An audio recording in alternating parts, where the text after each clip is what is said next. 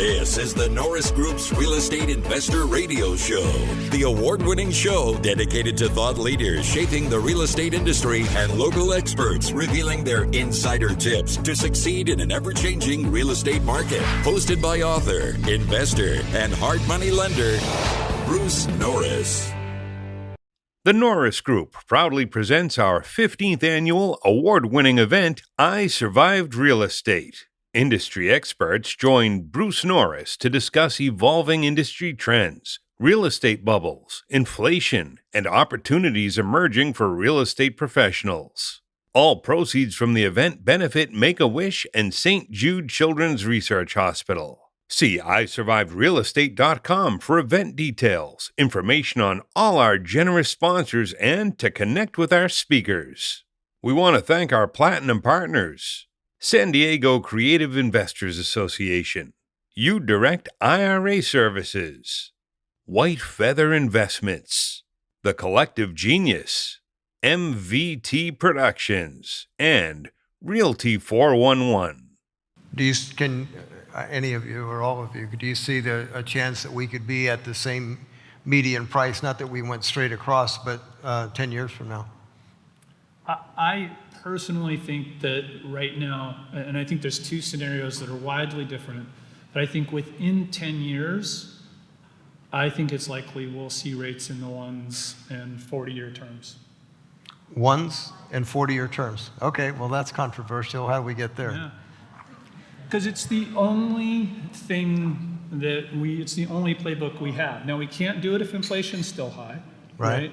So that's a problem, but it's the only playbook we have that when the economy stumbles, it hasn't stumbled yet, despite whatever talking points you hear, when it stumbles, right, we're gonna cut rates and we're gonna provide stimulus to the market. It's the only playbook we have, it's the only thing we do it over and over and over again. It's a crisis economy, now. And so the big mistake we're doing, right, is that when things start to get better, we need to put some more ammo back in the gun, right? Mm-hmm. And so instead of cutting taxes in 2016, we need to raise taxes, right? We needed to start raising rates a long time ago and the rest, and we wouldn't have gotten to this euphoric position, right? Fiscal policy, by the way, is a lot better in my mind than raising rates. So what if, to slow down the economy, we had a government that worked well together and we started raising taxes? Now, I know that's a bad thing, but let me ask you right now, would you rather have higher taxes helping slow the economy and take the steam out, or 7%, mortgage rates? Like, which is gonna do more damage and pull things around and mess with markets more? I think it's rates, but we don't have the political will to have good conversations like that. What we do have is anytime a crisis comes, we throw everything in the book at it. And we got pretty lucky the last few times, right? We ended up with reflation where we brought things kind of back into a good place, right? And we recovered a little faster. And we did better, we did better with that with the pandemic. This last time, though, we did too much, right? And you do too much and you go from reflation, which brings you back to where you're supposed to go, to inflation. And, but it's hard to get these things right. We're not very good about handing out stimulus and doing these things. So we just went too far this time. But it's not just us, right? In inflation, if you look at the G20, we're about half. Right. So half of the G20 has higher inflation than we have. Our rates are at the low end of the G20. I think there's only three countries in the G20 that have lower rates than we have. So, we're not actually doing very bad. What happened in the UK with the bond market? I'm just curious, and does that have a chance to tip over and get into some contagion of other? So one of the things that happens is when central banks start to tighten, and you have an aggressive increase in interest rates, and we've had that around the world, it tends to expose places where people have got leverage, whether it's real leverage through debt or synthetic leverage through other contracts, and that's what happened in the UK, right? They had a little bit of a a missed call on what the policy response should be for the new conservative government a couple of weeks ago. They spooked the bond market. Bond rates jumped, and then all of a sudden, pension funds that had been using, we call them exotic tools, but had basically been using leverage, were caught flat-footed. And it was interesting, there was one quote of a trader who said, we're going to have to close out all these trades for pension plans that day because they couldn't meet their margins. So at 11 o'clock, we called the Bank of England and said, by the way, by the end of the day, we're going to be forced selling way more bonds because of a margin call. So that's why the Bank of England jumped in. That's an interesting, the contagion kind of thing is scary right now, right? Because to have that, and our only thing that we do is to provide stimulus. If we have some sort of contagion problem come in, and then we have to provide stimulus when we already have high inflation, so that's bad. Well, we don't need right now. Would be a bad time to have any kind of financial crisis or any kind of new, black swan. We need inflation to come back down. If inflation comes back down first, and then we have a black swan, then we get rates in the ones. Okay. Yeah. That's why I said there's two kind of scary possibilities right now, or two different possibilities. Yeah, I think the real difficulty of this current situation is that when you start tightening interest rates the way it's happening now, you can see how much money supply has dropped. You can see how much Fed funds has gone up. You don't know what's going to break where and when. That's just the nature of a tightening part of the cycle. The Fed or other policymakers don't know because leverage is hidden during a boom, right? And people are taking risks is hidden during a boom because the rising asset prices kind of make everyone look good. So it goes to this question of, is the Fed going to have to keep raising, or at some point is there some global financial crisis that comes back into the U.S. or some part of the U.S. system that has stresses and strains that policymakers can't accept, and the Fed has to stop tightening, right? And recall that the official mandate of the Fed is full employment and price stability. The very first mandate before that is financial stability, right? They will step in and change their policy if they think there's a danger of some meltdown in a key part of the financial system. I don't pay attention to currencies all that much, but I have noticed that the dollar and against the euro is swapped places and gotten pretty close to the pound. Right. So what ramifications does that have for those people? So that has a real ramification, particularly in the developing world or emerging market, I guess we call it now. But where a lot of countries have to borrow in dollars, right? They can't borrow in their own currency. So you saw Sri Lanka had a crisis and a change of government. There were also other issues there around quality of governance, and that contributed to that. But you see high food prices because of the war in Ukraine, higher oil prices. Oil's back down to the mid-80s, but it could spike again. So there are a number of places where a strong dollar in your local currency makes oil more expensive, even if we don't think it is, right? So there's a number of places where it feeds back into other countries. And it adds to the potential for financial fragility, but it also just slows down the overall global economy. What about the apartment sector? I'm just curious. My thought a long time ago was that boomed because you had all the foreclosures and you couldn't get to qualify for a home loan, and so everybody moved to an apartment. And I remember speaking in front of a pretty good-sized audience of the Apartment Owners Association, and it was like packed. It was 400 plus people, and they were lying on the walls, and I said, well, you guys are either really excited or really scared. And laughed, and one guy said, we just want to know if apartments are in bubble territory. And I said, I'm not an apartment guy, but I can ask one question and you'll tell me how many of you would buy your apartment at today's valuation. And there was like rolling laughter, And so I guess my question is that because of interest rate hikes, does that cap rate that they are accustomed to, does that now make that not sensible.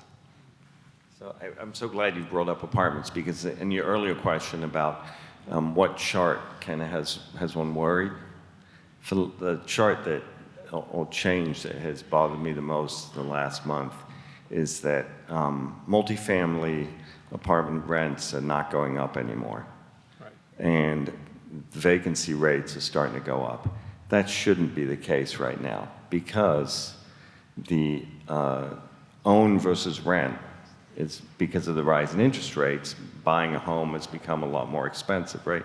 As Bruce was walking through the examples. So you should have more households staying in their rental and more new households forming renting instead of owning. But you're not. You're seeing vacancies go up a little bit and rents are no longer rising. Data from some vendors suggests they're going down. So that tells me that the household sector is either becoming more cautious and or it's under higher financial stress from the inflation than people might realize. Or we're actually having negative household formation for the first time in my career, which is actually what the data is showing. Okay. And some of the apartment REITs, again, public data, stunning achievement during COVID. So Avalon Bay went from 50,000 apartments, went from 1.8 people per apartment to 1.6 in a one-year period. Huge household formation with people decoupling. UDR went from 2.1 to 1.8. Huge, I mean, all the one bedrooms, everybody's moving. RealPage data in institutional grade apartments, 300,000 more occupied apartments every single year from like 2014 through 2020, 700,000 more occupied apartments in 2021. So there was a huge household formation surge last year that everybody was saying, yeah, we're pulling forward demand. Well, guess what? We pulled it forward from this year. So I actually think the number of households that are forming right now is actually, they're in decline with a 40-year high of apartments under construction ready to get finished that now need to get leased up.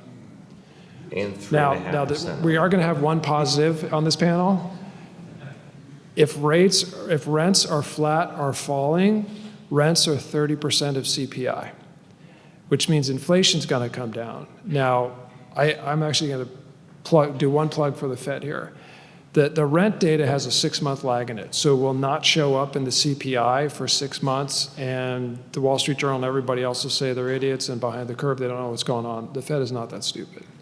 The Fed knows what he knows and what I know and what everybody else knows because we talk to them. And in fact, I'll do a plug for a book. If you want to know what's going on with the Fed, and Warren Buffett plugged this book too, read $1 Trillion Triage by Nick Timrose. It actually, believe it or not, even for non-geeks like me and Bruce, it's a page turner on the Fed. It's really well written of what the insight Jay Powell and Steve Mnuchin had to pull off what they pulled off 2 years ago. It was just amazing. It gave me a lot of confidence that these guys are not a bunch of dummies. I will say though that I think they're maybe different than the Volcker era is they are part of the politics now. And the reason, in my view, Jay Powell did not raise rates was because he was hoping to get reappointed in February. And then they dragged that out to May. And so he really didn't start saying the word pain and housing reset, which he now says all the time, until after he got reappointed, because there's no way he was going to get reappointed when he said that before. But now he's been reappointed for his term, and I think he wants to be the Paul Volcker that kills this thing, and that's where he's headed. So, I mean, if you want some insight, it is a very well-written book on this topic. $1 Trillion Triage by Nick Timrose, the guy who covers the Fed for the Wall Street Journal. And actually Goldman Sachs gave him a nasty nickname called Nicky Leaks. I think Jay Powell actually is using Nick to communicate to the market. I mean, that's how tied in this all is going. Nick was one of my favorites during the foreclosure crisis too. He's been around a while. He's really good. He's a wonderful person. You know, on the housing side, like I think one thing that people didn't take into account in this boom in housing was the kind kind of household formation that COVID forced, right? So you had families living together, but if you've got a daughter who's a nurse living with their parents, she can't come home. So that family had to split. And I think we had a lot of housing formation, and we had high divorce rates and other things through COVID, right? And suddenly you got to be home together every day. Maybe that's not so good, right? And so we had. Sorry to hear that, Sean. So we had a lot. I went to the office every day. But so in any case, I think we're seeing the reverse of that now, right? Where, okay, now hey, the economy's maybe slowing down a little bit, things or whatever, we're going back to nesting. We're done with that kind of period We've of done time. a ton of research on this. It's also related with people calling people back to the office. So part of that move was, I'm going to go somewhere that's more affordable or go back home. Now I got to go back to New York or back to wherever I'm getting forced to come back to work. So. Yeah, so I think that's definitely a big factor over the next a little bit of time, anyways. I'm just curious. One last question until the last one. Land prices. What's going on with that? We just finished our land survey. They're down 7% nationally, 5% in A locations and 9% in the C and D locations. According to 75 land brokers, there's not really good data. We had to do a survey on that, which is hardly a correction at all. No, not at all. There's a really interesting chart when in Florida, there's an area where Florida's land can go up by a multiple of 20 times. So a building lot that's 5 can turn into 20. And I was speaking at not an apartment, but it was like an industrial. It was a combination of speakers that were there, and there was an industrial guy, and he's talking about land prices. And so I raised my hand and I said, I'm just curious, what was that land? So he said it was worth $140 a foot, and it was in Barstow or something. And I said, what was that worth 10 years ago? He said, well, 3 years ago it was worth 70. Now take me back 10. There was a pause. He said 7. It had gone up 20 times. So does land revert more easily than any other inventory as far as to another price? More significantly, but not more easily. Usually land prices are very sticky on the way down because there's not a lot of urgency by the land seller to sell. Usually. I mean, there's not a lot of debt on land, usually. There's not a lot, it's not, a lot of times there's not a private equity guy who needs to finish out his funds and all that. It's somebody with very patient capital. Okay. They also may not want to hear, we did a mailer one time, and this one story. The guy called up and he bragged on his piece of land for a while, and this was 2009.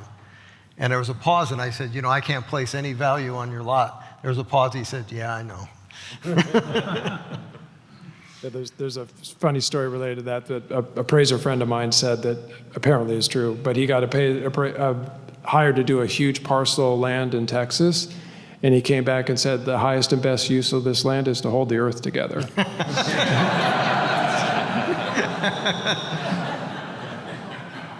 I've owned 5 of those lots in the Quail Valley that's doing just that.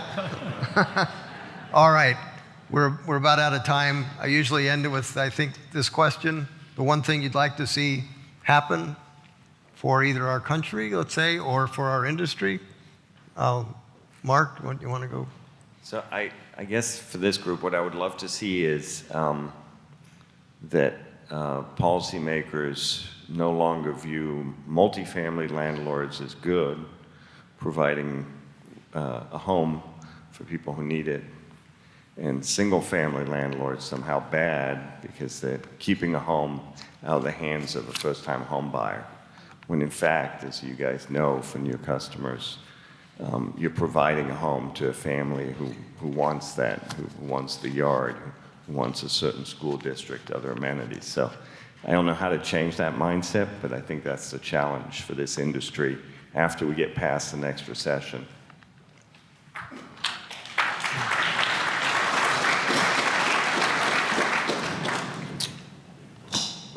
How about the world all become a little bit more like Aaron Norris? And leave it at that. Thank you.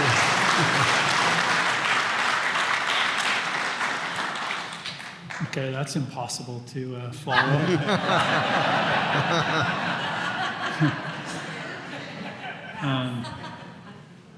I would love to see us collectively as a society have more real conversations about things that are more important.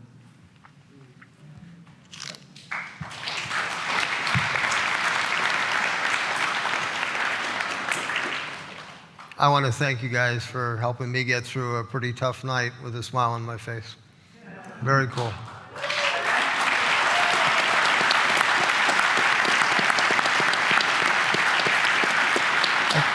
I think we've had this event for almost 15 years, and I think I've said the same thing for 15 years, and it's still at the top of my list. I wished every elected official would stop acting like a Republican or a Democrat and act like an American.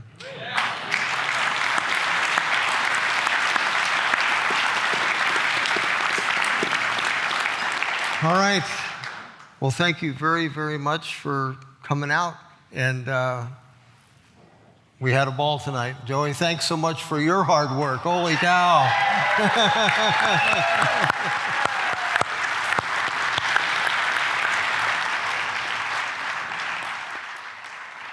I know where Joey's heart was, and Joey's thinking, when Aaron looks down, I want him to be proud of tonight.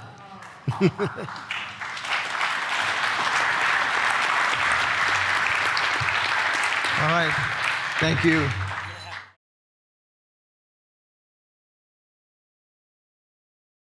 We'd also like to thank our gold sponsors: Chase Leland Photography, Inland Valley Association of Realtors, Keystone CPA Inc., LA South RIA, Lavis Tax Wealth Management, NorCal RIA, NSDREI, Pasadena Phoebe, Tony Alvarez, White House Catering, Wilson Investments, Windermere Tower Realty. See iSurvivedRealEstate.com for event details, information on all our generous supporters, and to connect with our speakers.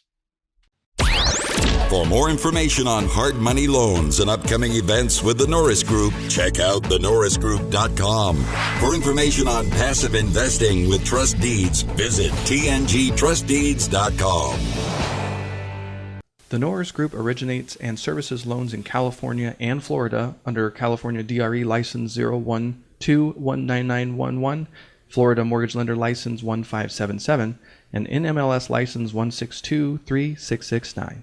For more information on hard money lending, go to thenorrisgroup.com and click the Hard Money tab.